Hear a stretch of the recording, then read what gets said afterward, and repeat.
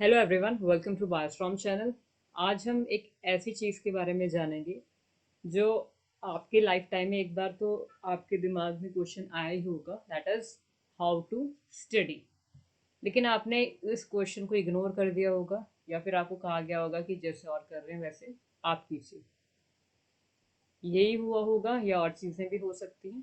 ठीक है, तो आज हम जानेंगे कि एक बेटर एंड इफ़ेक्टिव वे में किस तरह से स्टडी की जाए ताकि सबको एक इफ़ेक्टिव रिजल्ट मिल सके। तो आज के टाइम में यही बिग क्वेश्चन है, बिकॉज स्टडी तो हर कोई करता है लेकिन सारे बनते अलग अलग हैं। ठीक है, ये उनकी स्टडी पे डिपेंड करता है। लेकिन मेरे अकॉर्डिंगली हर एक जो स्टूडेंट है वो कुछ ना कुछ बन सकता है, लेकिन उसे एक बेटर इफेक्टिव स्ट्रैटेजी चाहिए, एक इफेक्टिव स्टडी प्लान के लिए। ठीक है, तो आज हम उसी स्ट्रैटेजी पे बात करेंगे कि किस तरह से स्टडी की जाए। ये सारी स्ट्रैटेजी मेरे खुद के एक्सपीरियंस पे बेस्ड है, लेकिन ये जो स्ट्रैटेजी है ये क्या है, लॉन्ग टर्म गोल्स के लिए है। यानी आपको ये कंसिस्टेंटली परफॉर्म करना पड़ेगा, जैसे आप अपनी बेसिक रूटीन एक्टिविटीज परफॉर्म कर रहे हैं। शॉर्ट टर्म गोल्स भी आप अचीव कर सकते हैं इस स्ट्रैटेजी की हेल्प से। तो आइए जानते हैं हाउ टू स्टडी। अब मेरे अकॉर्डिंगली देखो, स्टडी इज एन आर्ट। तो अगर आर्ट है स्टडी, तो जिस तरह आप किसी कला को रिस्पेक्ट देते हो वो बैक भी उसी वे में करती है। तो जिन बच्चों ने या जो लर्नर्स हैं जिन्होंने पहले वो रिस्पेक्ट नहीं दी है अपनी स्टडी को, वो आज से रिस्पेक्ट देना स्टार्ट कर दें। बिकॉज जितना तुम उसमें टाइम डिवोट करोगे उतना ही अच्छा और बेटर रिजल्ट आएगा। लेकिन वो जो टाइम डिवोट करोगे वो एक इफेक्टिव वे में होना चाहिए। मैं ऐसा नहीं कह रही कि सारा दिन ही पढ़ते रहो, तो हम उसी मेथड पे आज बात करेंगे। ठीक है, तो सबसे पहले आपको कुछ स्टेप्स हैं मेरे इस वीडियो में, वो आपको फॉलो करने पड़ेंगे। तो आइए जानते हैं उन स्टेप्स से। तो फर्स्ट स्टेप है, जो भी टॉपिक आप स्टडी करोगे, जो भी सब्जेक्ट पे, जो भी सब्जेक्ट आप पढ़ रहे हो, ठीक है, उसकी सबसे पहले प्लानिंग बहुत ज़रूरी है। प्लानिंग मीन्स कि पहले तो आप डिसाइड करोगे आपको पढ़ना क्या है, और उसके बाद आप डिसाइड करोगे कि ये चीज़ आपको कब पढ़नी है, मॉर्निंग में पढ़नी है या इवनिंग में पढ़नी है। ये सब कुछ आप पे डिपेंड करता है कि आप कौन सा टाइम आपको सूट करेगा, कौन से टाइम में आप बेटर रिजल्ट दे सकते हैं। कईयों को मॉर्निंग में अच्छा लगता है, कईयों को इवनिंग में अच्छा लगता है, तो it's fully depends on you.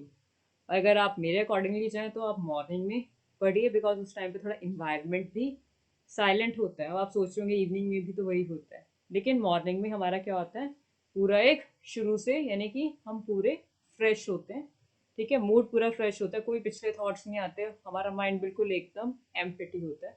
तो आप उसे कैसे भी अच्छे से रिफिल कर सकते हैं, बाकी आपकी चॉइस है। ठीक है, तो एक बार आपने प्लानिंग कर ली, तो जो सेकंड इम्पॉर्टेंट चीज़ है, आपको उस प्लानिंग के लिए स्ट्रिक्ट होना पड़ेगा।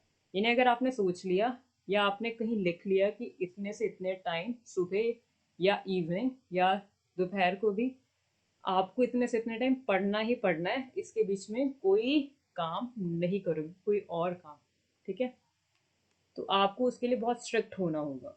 जैसे आप जाते हो फ्रेंड्स के साथ घूमने जाते हो, मूवीज देखते हो, तो आपको वो टाइम है कि हाँ जी हम इस टाइम में करेंगे ही करेंगे। कोई ना बोले करने को तब आपको गुस्सा आता है। तो वैसा ही बिहेवियर आपको स्टडी के लिए भी अपनाना पड़ेगा। तो सबसे पहले एक प्लानिंग कीजिए, देन उस प्लानिंग के लिए स्ट्रिक्ट हुई, और उसके बाद उसे फॉलो। तो बाद में लास्ट क्या होगा कि आप उसे फॉलो करें, जो भी आपने रूटीन बनाया है स्टडी के लिए। क्लियर है?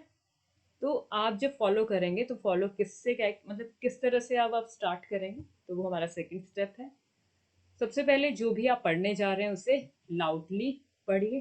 ठीक है, लाउड बोलिए।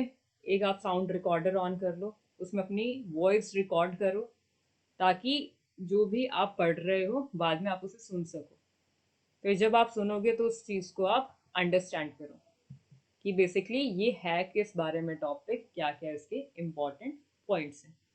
तो एक बार वो चीज़ आपको समझ आ गई, देन आप इम्प्लीमेंट करो। ठीक है, इम्प्लीमेंट किस तरह से करेंगे, तो ये हमारा नेक्स्ट स्टेप है।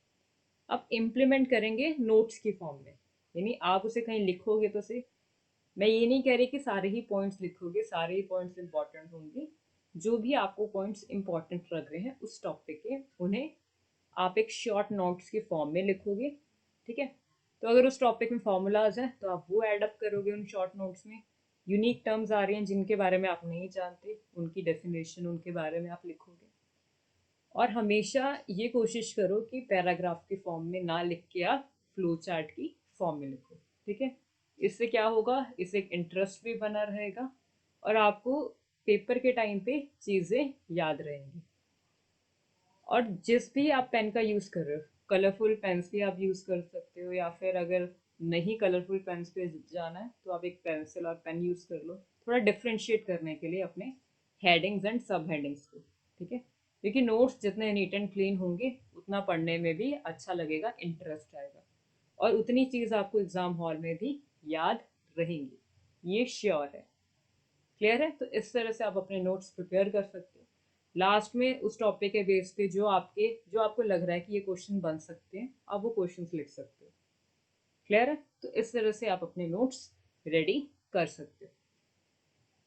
और उसके बाद लास्ट है कि ये जो आपने बनाए हैं नोट्स, ठीक है, इन्हें रीड करो, उसके बाद इन्हें रिवाइज करो, एंड लास्ट में ये ज़रूरी है उन्हें रिकॉल करना, ताकि जो भी चीज़ें आपने पढ़ी हैं, समझी हैं, रिवाइज की हैं, वो कॉपी बंद करके आप उन्हें दोबारा चीज़ों को रिकॉल करो, क्योंकि रिकॉलिंग से ही आपको पता चलेगा कि आपके कितने माइंड में वो चीज़, आपके माइंड में कितनी वो चीज़ें रिटेन हुई हैं। तो ये बहुत इंपॉर्टेंट स्टेप है। इन्हें हम कह सकते हैं 3 आवर्स। कौन कौन से 3 आवर्स हैं? Read, revise and recall. अब जो भी आप टॉपिक ऐसा करोगे, रिवाइज करोगे, रीड करोगे, रिकॉल करोगे, तो ये आपको शॉर्ट पीरियड ऑफ टाइम के लिए, क्या शॉर्ट इंटरवल पे आपको करते रहना है। जैसे आपने जो आज टॉपिक पढ़ा, 3 दिन या 4 दिन बाद दोबारा से वो टॉपिक एक बार रिवाइज कर लो। इससे क्या रहेगा, इससे जो रिकॉलिंग है वो आपकी इंक्रीज हो जाएगी। यानी उस टॉपिक के बारे में पहले जब आपको कम याद आ रहा होगा, बाद में जब एक बार रिवाइज करोगे तो और अच्छी तरह याद आएगा जब आप उसे रिकॉल करो। क्लियर है? तो ये हमारे स्टेप्स थे। तो अगर आप इन्हें रेगुलरली परफॉर्म करोगे, तो कंसिस्टेंट वे में परफॉर्म करोगे, तो ऑब्वियस है आपको बेटर रिजल्ट्स मिलेंगे। अब आपको क्या चीज़ें नहीं करनी है, तो सबसे पहले है कि डोंट डिले। यानी अगर आपको कोई चीज़, कोई टॉपिक आज पढ़ना है, तो ये ना सोचो कि हाँ जी कोई नहीं कल पढ़ लेंगे, तो दैट इज़ रॉन्ग। क्योंकि कल करते करते वो टॉपिक भी निकल जाएगा और आपका कल भी निकल जाएगा, तो वो टॉपिक रह जाएगा। तो जो चीज़ सोचिए आज स्टडी करने को, तो उसे आज ही कीजिए। And second is avoid distractions. यानी आपको एक साइलेंट इन्वायरमेंट में स्टडी करना है, कोई नॉइजी प्लेस में नहीं स्टडी करना है।